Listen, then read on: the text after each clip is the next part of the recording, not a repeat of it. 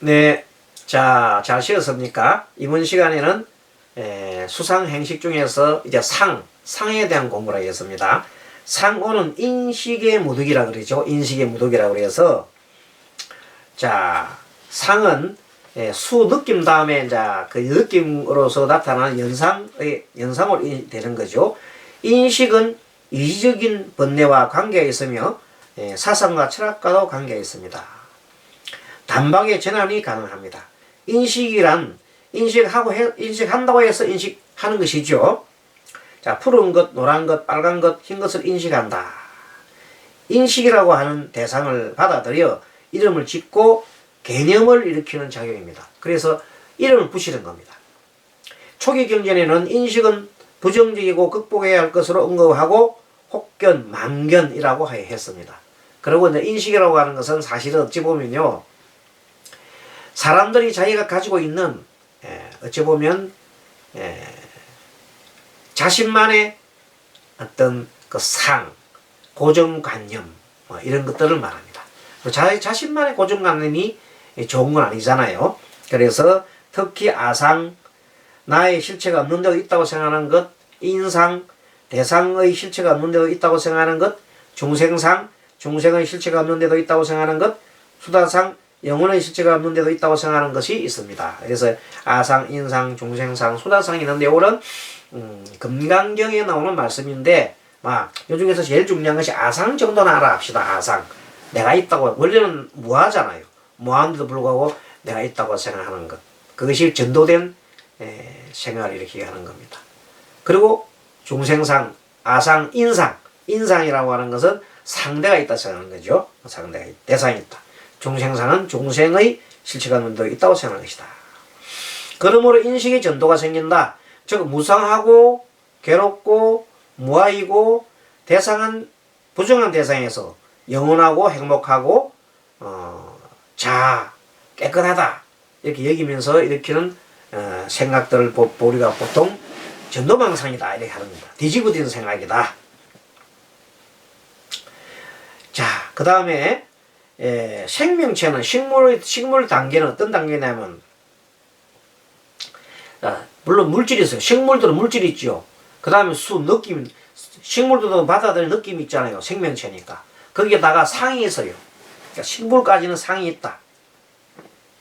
그럼 색과 수가 있는 단계는, 정보 교류가 있는 단계는요, 식물 아이라도 느낌이 있습니다. 느낌이 있을 수 있습니다. 그런데 이제 식물이 되려고 하면 최소한 뭐가 있어야 돼요? 상이 있어야 생각이 된다. 즉 느낌을 감지하여 식별하여 뭐뭐 하고 싶다, 하기 싫다라는 반응을 일으키는 것을 말합니다. 그런데 이 단계는 물질계는 더 이상 할 수 없는 단계이다. 즉 스스로 식별하여 뭐 하고 싶다, 뭐 하기 싫다라는 반응을 일으키는 것은 생명체 하나이기 때문에 컴퓨터가 아무리 정보를 잘 받아들여도 데이터를 잘 저장해도 스스로 하고 싶다, 하기 싫다는 반응을 일으키지 못한다. 물론 데이터를 넣어가지고 컴퓨터가 데이터를 넣어가지고 어떤 조건일 때 이렇게 하락하는 건 지시는 가능한데 스스로가 느끼고 생각하게 할 수는 없다는 거죠. 그러나 식물만 하더라도 그러한 반응이 생기죠. 식물이 에너지, 빛을 받아들여 공기 중에 있는 이산화탄소를 땅속에서 받아들여가지고 광합성 작용을 해서 에너지를 체내에 저장하여 사용하게 된다. 이렇게 하는 것은 무수히 많은 식물세포가 존재한다 그래요. 그래서 탄수화물을 생성하는 것을 물질과는 다른 자기 복제 기능을 발휘한다. 탄수화물은 자기 복제 기능을 만들 세포로만 만들어내잖아요. 그런 것이 생명체는 세포 분열을 하거나 암소가 서로 만나서 새로운 자식을 잉태합니다. 그래서 식물들도 암소가 있는 겁니다. 그래서 씨앗이 있고 식물들도 자기와 같은 것을 복제해내는 겁니다. 복제 기능이 있다. 자, 어쨌든 간에 마음의 경우에는 물질을 받아들여 수 느낌을 일으키고 뭐뭐 하고 싶다. 그 식물들도 뭐냐면 자기들 어떤 존재들을 갖다가 퍼뜨려 하는 걸 하고 싶은 거예요. 뿌리로 막 물로 빨아들여 갖고 자기들도 암수만 암나무와 수나무가 만나는 것도 있잖아요. 뭐 그런 게 또 있습니다. 그러고 어떤 뭐 꽃을 피우고 싶으면 꼭 꽃을 피우고 싶다는 그런 마음이 있는 거예요. 그래 꽃을 피우지. 어쨌든 12연기로 볼 때는 애에 해당합니다. 애. 자, 수상, 행은, 수상은 애에 해당합니다. 자, 행은 이제 동물에 속합니다. 동물이 뭐냐면 행동을 하잖아요. 행이 있으면 동물이지. 행운은 형성된 수에다가 상까지 있어요. 상이라는 것은 어떤 여러 가지 이걸 하고 싶다 하기 싫다는 것까지 하잖아요. 거기다가 뭘 해요? 이제 상의 행동을 옮기는 거예요. 의지작용, 뜻을 세우죠. 그래서 배가 고프다는 느낌이 나면 먹고 싶다. 나 생각이 난 동시에 실제 먹고 싶으니까 막 가서 물건을 다른 뭐 과일을 따먹는다든지 다른 짐승을 잡아먹는다는 행위를 하잖아요. 그게 동물이에요. 배 주변에 또한 전부가 배가 고프다는 신호인지 아니면 배가 아프다는 신호인지를 감지하고 구별하는 상이다. 우리 사람 같으면 배고프면 아이고 배고파. 냉장고 열어서 뭘 먹자. 안 그러면 밥을 지어 먹자 이런 생각이 나겠죠. 뭐 사 먹자고 가게 가든지 합니다. 행은 상으로 말미암아 일어난 것이죠. 계속해서 다 연관이 되어 있습니다. 따라서 행이 발생하면 상은 저절로 떠오르기 있습니다. 행이 발생하면 상이 저절로 떠오르기 쉽다 이 말. 12연기를 볼 때 상은 치와 같다. 애 치요에 12연기를 볼 때 애가 상이고 치는 행이야 행. 행이다. 행은 치다. 자, 행은 본능적 행위이며 상에 무조건 반응을 하며 일으키는 것이다. 상은 세기 외부로부터 받아들이는 모든 것에 대하여 선악과 좋음, 싫음을 판단하지 않으며 그 반응에는 예외가 있다. 예를 들면 모든 짐승은 배가 고프면 무조건 먹지만 발전기에 있는 동물들이 짝을 만나면 무조건 교미를 합니다. 따라서 동물이 행위는 상에 대해서 무조건 반응하지요.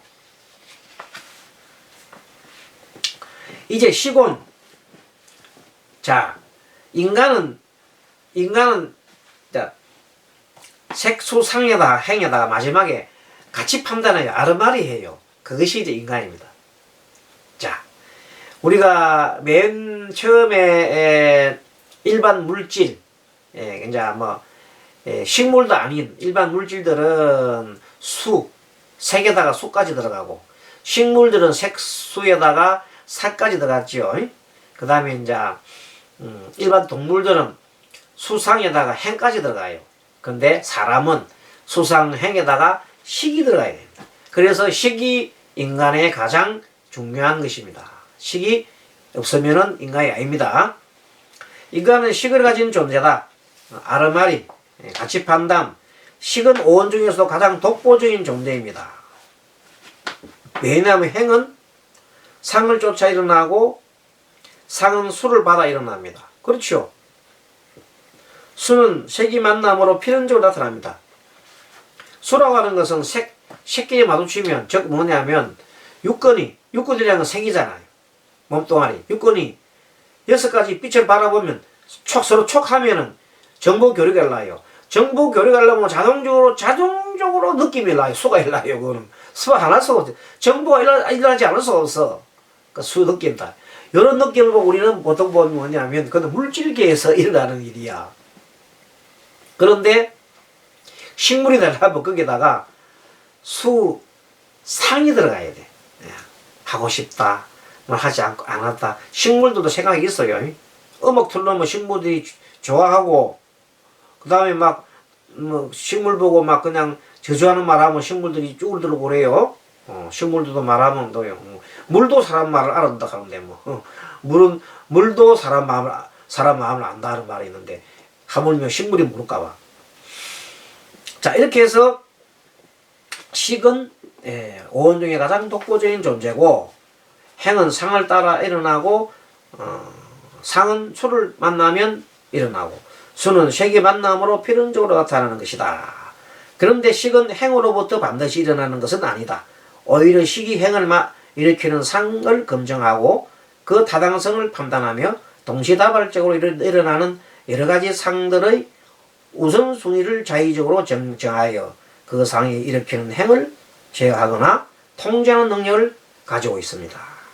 시곤이란 아르마리를 말하며 식별한다고 해서 아르말이라고 하는 6가지 감각기관이 그 기능을 통하여 아는 작용이다. 아는 작용이 식입니다. 식을 인간만이 선악을 판단하며 본능의 요구에 대한 타당성 검증을 하기도 합니다. 사람만이 식을 갖고 있다. 12연기로 올 때 식은 유에 해당한다.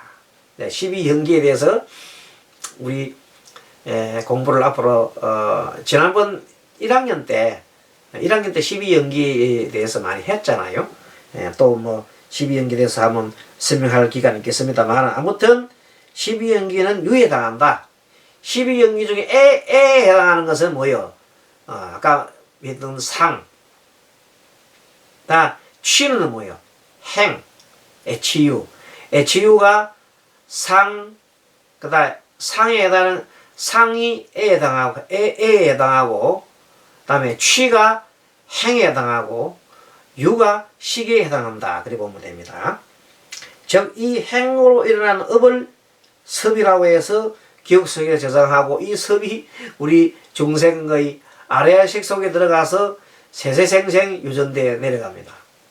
중생의 때를 벗으면 괜찮겠지만 중생의 때를 벗지 못하면 계속 아래아식 속에서 그 업이 계속해서 흘러서 가게 되어 있습니다. 자, 오늘은 이 삼강, 즉 수상행식, 마음의 작용에 대해서 공부를 했습니다. 이 마음의 작용하는 것은 마음은 아는 것이라고 했죠. 그런데 이 마음도 결국은 알고 보면은 마음도 무상하고 무아한 겁니다.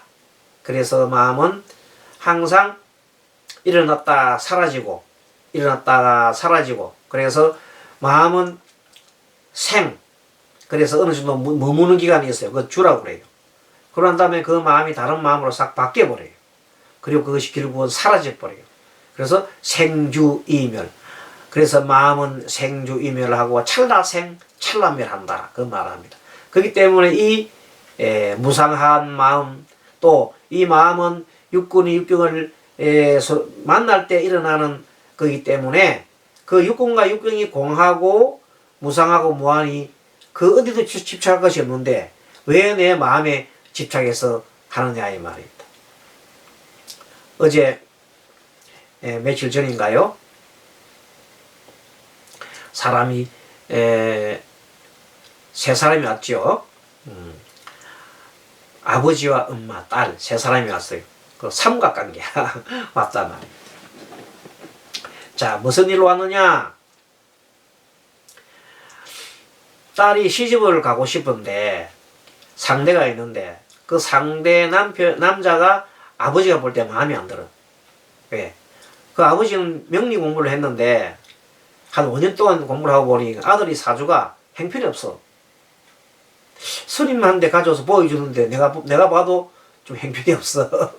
그래서 이 참 성격이 좀 참 대단하겠습니다 하고 이제 그렇게 했는데 그분은 그걸 보고 딸이 만약에 불행해질까 싶어서 그렇게 했죠. 절대 이제 못한다 그랬더니 딸은 아빠 말 못 믿겠다 그래요. 그래서 아빠는 내뿐만 아니다. 우리나라에 엄청나게 저명하게 잘 하시는 그 정인 스님이라는 사람이었는데 그 스님한테 가보자 이래가지고 이제 막 왕 거예요. 두 사람 갈등에 스님을 끼어연 거예요. 스님이 졸지에 이제 그 삼각관계에 들어가게 된 거예요. 그런 경우 많습니다. 스님 본의 아니게 그 삼각관계에 들어간 거예요. 판단해달라고 그래요. 그 얼마나 어렵습니까? 자, 스님은 그 아버지 입장에서 보면은 그건 가지만, 일년 있지만, 그렇다 해서 그 딸애가 지금 너무 좋아해가지고, 남자가 좋아해가 죽고 못 사는데, 상수 갑산을 가도록 가겠다는데, 스님이 얘기했죠. 와가지고 상담을 하는데 얘기를 했어요. 이만하고 사주라는 것은 이렇고, 이것은, 뭐 절대적인 것은 아니지만, 그래도 상당하게 애로부터 내려온 통계이기 때문에 어느 정도 신빙성이 있다. 그리고 여러 사람이 다 이렇게 할 때에는 분명히 뜻이 있는 것이고, 친구 성격이 다 얘기하니까, 아, 맞습니다. 뭐, 인정을 해요. 그런 경향이 있습니다. 돈도 쓰는 경우가 있고요. 뭐, 또, 때에 따라서는, 뭐, 여자들한테 인기도 있겠다 했더니, 아, 그것도 알아요. 다 안 돼. 그런데도 지금 좋아서 자기 눈에 좋은 것밖에 안 보는 거예요. 인정해요. 남편이, 저 남자들 친구가, 그 아빠가 지적한 대로, 돈도 함부로 쓰고, 여자 편력도 있고, 그런데 그 여자는 따로 다 알아. 그 내용을 다 알아. 그리고 또, 남자, 아버지가 얘기하는 종교도, 그거는 기독교고, 나는 불교인데 하면서 이렇게 하는 거예요. 그게, 아빠의 생각하고는 전혀 뭐, 그 다른 뭐, 씨알이 안 먹히는 거예요. 그래서 딸 생각은 그냥 산수 값산을 값값에 나 가겠다는 거예요. 그럼 도리가 없잖아요. 그래서 이제 두 사람이 각각 똑같은 자 말하자야겠네. 근데 엄마가 왔는데 엄마는 딸 편이야. 왜? 딸이 불쌍하니까. 혹시나 뭐 무슨 큰일이 날까 싶어. 아빠 생각을 꺾고 싶은데 이제 선임한테가 애원의 눈빛을 보는 거예요. 말로 하는 거 말고 눈이 보면 나오잖아요. 그래서 참, 이게 아니구나. 선임이 말을 좀 해주겠다 싶었어. 근데 그 사람을 보고 막 자꾸 설득시키면서, 아이고, 그 사람이 결혼하는 거 아니지 않느냐고. 결혼은 딸이 결혼하고 잘 살든 못 살든 자기가 판단해서 하겠다는데, 아버지가 그래 하면 안 되죠. 할게. 그러면 나는 뭐, 예의자 안 간다고. 돈도 10원도 안 준다 그러고, 막 그냥, 그런 얘기를 막 합니다. 왜 그래요? 그것이 자기 생각에 집착한 겁니다. 자기 생각에 한번 집착하면 내 옳다는 생각에 이제 딸이 정말로, 행복을 위한 것이 아니라 내 생각에 집착해서 지금 빠져 있는 거예요. 그러니, 그렇지, 다 불행해지는 거예요. 그래서 이제 마지막에 스님 이렇게 했어요. 그 사님, 또 따님보다 그랬어요. 따님이 32살밖에 안 됐어, 아직까지. 많지는 않아. 내가 아직 시간도 있고, 앞으로 올해 운도 좋고 하니까 한 1년 내지 2년 정도 그렇게 결혼 서두지 말고, 직장도 좋고 한다는데, 뭐, 그렇게 기다려봐라고. 또 좋은 사람이 나타날 줄 아느냐고. 지금 현재 있는 사람보다 더 좋은 사람이 나타날 않느냐고. 그러니까 가만히 있어요. 그리고 아버지한테 그랬어요. 혹시 아느냐고. 딸이 혹시 이 마음이 바뀔 수 있지 않겠느냐고. 그러니까 한번 기다려보시라 했으니까 또 가만히 있어요. 엄마도 뭐 그냥 가만히 있고. 그 말이 뭐냐면 한 1년 정도 내지 2년 정도로 가게 되면요, 중간에 사람 마음이 바뀝니다. 아까 그 마음이 바뀐다고 했죠. 오늘 배운 목적이 뭐예요? 불교 심리학 적용이 이렇게 지금 하는 거야. 자, 마음이 생주이멸하는 생주이멸. 마음이 바뀐다고요. 바뀌기 때문에 아빠가 바뀌어서 아빠 마음이 바뀔 수가 있어가지고 딸한테 이렇게 결혼을 하게 할 수도 있고, 거꾸로 딸이 바뀔 수가 있어요. 1년 정도 기다리라. 우리가 왜 이혼을 할 때도 합의 이혼을 할 때도 한 3개월간 그걸 가지잖아요. 이랬듯이 선이 판돈 딱딱 두드려가지고 최소한 1년을 기다려라. 그때 그 사이에 또 고민이 있으면 또 전화를 해라 하고 명함을 줬어요. 그러니까 오늘 뭘 배웠어요? 무상의 원리. 그 원리를 마음이 생주 이별한다는 원리를 이용해서 상담을 하는데 이렇게 적용했더라. 이런 적용이 좀 많이 합니다. 여러분들도 참고하십시오. 자, 오늘 여기까지 하고 다음 시간에는 관계 속의 나 제4강에 대해서 하도록 하겠습니다. 여러분 어떻게 잘 들었습니까? 좋은 또 시간 되시고요. 건강하게 다음 시간 뵙도록 하겠습니다. 마하반야바람이